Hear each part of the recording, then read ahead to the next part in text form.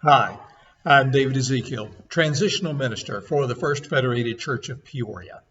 Welcome to our midweek moment.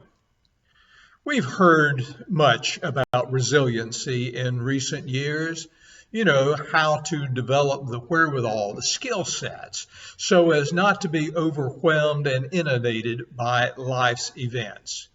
Much of it has to do with being proactive, about learning how to take action. Boiled down into its basic essence, it's really about cultivating the soul of a warrior. Carlos Castaneda once penned in his book, The Teachings of Don Juan, the basic difference between an ordinary person and a warrior is that a warrior takes everything as a challenge, while an ordinary person simply takes everything as either a blessing or a curse.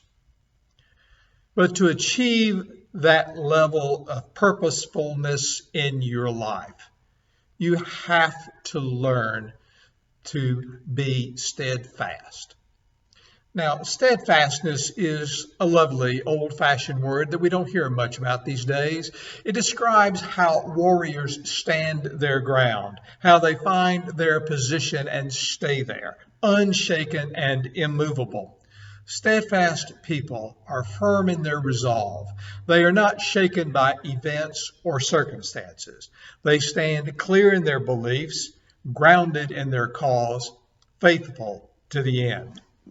Steadfast people seem very rare these days, a distinct minority in a flood of opportunistic, self-serving, priority-switching, disloyal people we encounter every day. And we may question our own steadfastness, but there are enough of us out there, people who place a value on steadfastness and want to learn how to develop it and even cultivate it more. It's fine for steadfast people to be in the minority, though. The world always and only changes from the actions and commitments of a small group of dedicated people, as sociologist Margaret Mead stated so clearly years ago. Instead of being distracted by all the unsteadfast ones, we need to actively search for each other and expect that we'll find us. Yet we will have to look in new places, among those we've discounted and misjudged, those who disappeared from our awareness months or even years ago.